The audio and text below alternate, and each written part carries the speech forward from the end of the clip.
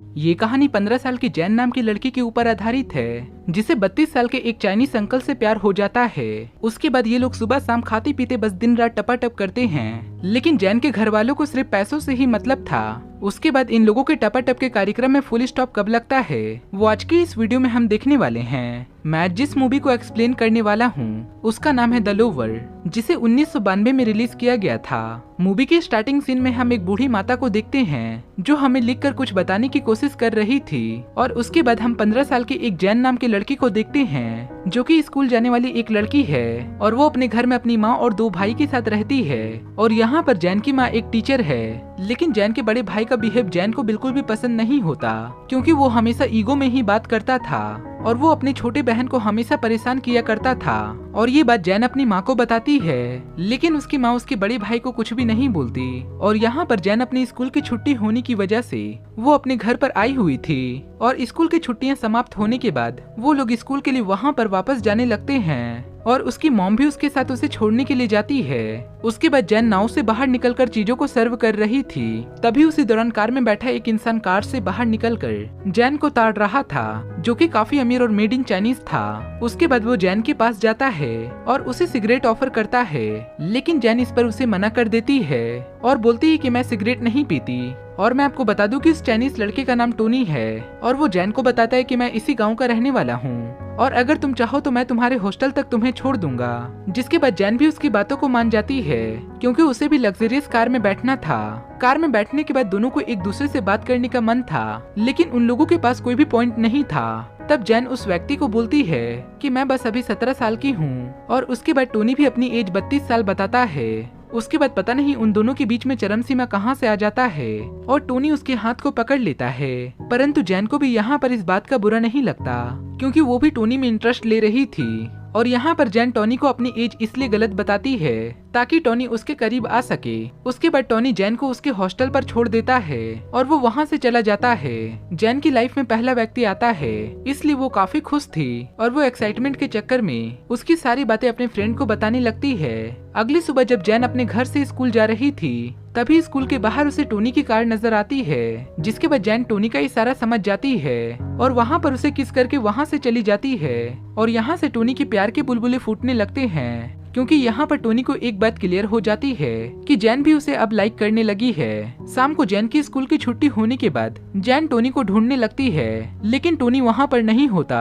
अगले दिन जैन स्कूल की छुट्टी होने के बाद वो अपने फ्रेंड के साथ डांस प्रैक्टिस कर रही थी, तब उसे बाहर में टोनी की कार नजर आती है, और वो उसकी कार में बैठकर वहाँ से चली जाती है। और उसके बाद टोनी उसे जन्नत की सैर करवाने के लिए एक प्राइवेट रूम पर लेकर जाता है, और वो जैन से कहता है कि ये तुम्हारे जैसे पढ़ने वाले बच्चों के लिए एक लॉज है। पर वहाँ की चीजों को देखकर जैन को ये बात अच्छे से समझ में आ जाता है कि ये टपाटप करने वाला रूम है, जहाँ पर सिर्फ आवाजें ही निकलती है। और टोनी जेन की एज को लेकर काफी ज्यादा कंफ्यूज रहता है, क्योंकि जेन उस मेड इन चाइनीज व्यक्ति की एज से काफी ज्यादा कम थी। जिसके बाद टोनी जैन को अपने घर पर जाने के लिए कहता है। तब जैन उससे कहती है कि मुझे पता है कि तुम मेरे साथ क्या करना चाहते हो, और मैं भी चाहती हूँ कि तुम मेरे साथ टपाटप करो। ये सुनने के बाद भाई साहब टोनी को तो जैसे ड्राइविंग लाइसेंस ही मिल गया हो, कभी बैठ के तो कभी लेट के, कभी आगे से तो कभी पीछे से, कभी ऑडी तो कभी BMW, और वो पूरे दिन ही लगातार ऐसा ही करते हैं जैसे कि उनके गाड़ी का ब्रेक फेल हो गया हो।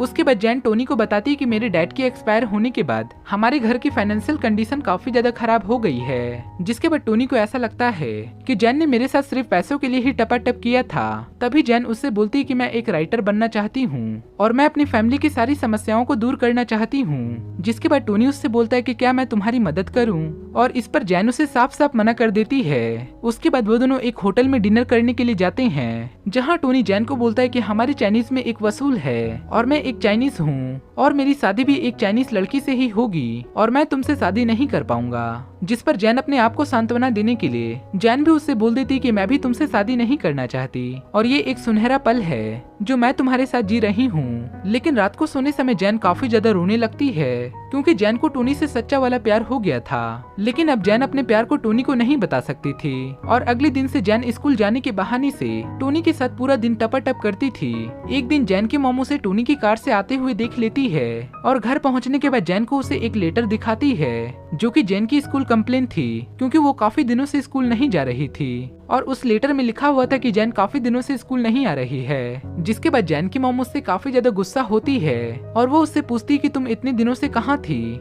जिस पर वो अपनी मॉम को बताती है कि मेरा एक दोस्त है और वो एक बहुत ही ज्यादा अमीर व्यक्ति है। और ये सुनने के बाद उसके घर वाले भी उसे कुछ भी नहीं बोलते। और यहाँ पर हम लोगों को पता चलता है कि जैन के घर वाले काफी लालची हैं। अगले दिन जैन अपने फैमिली को टोनी से मिलवाने के लिए ले जाती है, जहाँ टोनी भी उसकी फैमिली से बात करता है। परंतु यहाँ पर उसकी फैमिली को टोनी की बातों से घंटा भी फर्क नहीं पड़ता और सारे लोग खाने के पीछे पड़े हुए थे, क्योंकि उन लोगों को सिर्फ टोनी का खाना पीना और हराम पचाना था। लेकिन टोनी इन लोगों के हरकतों को देखकर इनके इरादों के बारे में समझ जाता है और वो इन लोगों को कुछ पैसे दे देता है। अब जैन के घर वालों को टोनी से कोई भी प्रॉब्लम नहीं थी। अब यहाँ पर टोनी जैन के साथ दबाकर टपाटप करता है और उसके बाद जैन एक दिन टोनी से कहती है कि मेरी मॉम को कुछ पैसों की जरूरत है और वो पैसों के लिए उसे मना नहीं करता, क्योंकि टोनी पैसों की वजह से जैन को खोना नहीं चाहता था। और उसके बाद जैन की मॉम तेज बारिश में भी जैन के स्कूल आकर उससे पैसे ले लेती है। अब यहाँ पर जैन की सारी क्लास की लड़कियां उससे दूर रहने लगी थी, क्योंकि सारे लोगों को पता चल चुका था कि जैन कैसी लड़की है। परंतु जैन को भी इस बातों से कोई भी फर्क नहीं पड़ता।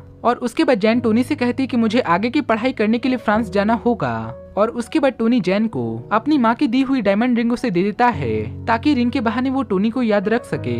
उसके बाद टोनी अपने फादर के पास जाकर के जैन के बारे में सारा कुछ बता देता है और बोलता है कि मैं उससे बहुत प्यार करता हूँ और मुझे उसी से शादी करनी है। परंतु यहाँ पर उसके फादर उसे साफ साफ मना कर देते हैं। उसके बाद टोनी अपने फादर की सारी बातों को जैन को बताता है और उससे कहता है कि हम दोनों भागकर शादी कर लेंगे। लेकिन जैन उस व्यक्ति को साफ साफ मना कर देती है, क्योंकि जैन को ऐसा लगता था कि अगर हम दोनों भागकर शादी करें तो उसके फादर उसे जायदाद से बेदखल कर देंगे। उसके बाद जैन के घर आने के बाद उसकी मॉम उसके हाथ में डायमंड रिंग देखती है और उससे कहती कि एक अलमुही तुमने ये कहाँ से लाई, और तभी वो उससे डायमंड रिंग ले लेती है। अगले दिन जैन का अकड़ू भाई किसी काम से बाहर जा रहा था, जिसे देखकर ये दोनों भाई बहन काफी खुश होते हैं, क्योंकि इसका बड़ा भाई बहुत ही चूतिया था, जो कि इन लोगों को काफी ज्यादा परेशान किया करता था। उसके बाद जैन टोनी से मिलने के लिए जाती है, जो कि काफी ज्यादा परेशान था, क्योंकि कुछ दिनों के बाद उसकी शादी होने वाली थी। जिस पर जैन उससे कहती कि तुम्हारी जब तक शादी नहीं हो जाती तब तक मैं तुमसे मिलती रहूंगी और मैं ही तुम्हें दूंगी।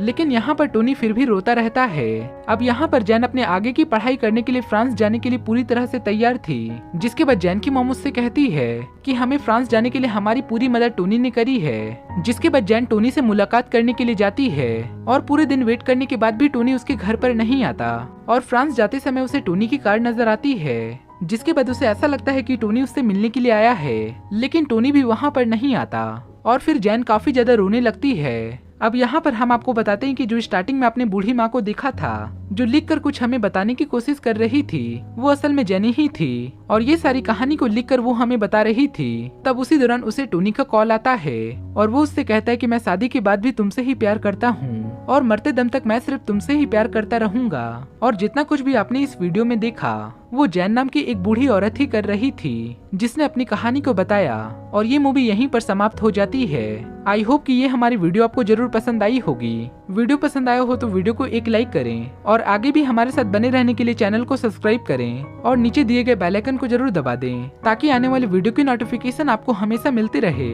फिर मिलेंगे ऐसे ही अगले इंटरेस्टिंग वीडियो को लेकर, तब तक के लिए बाय बाय।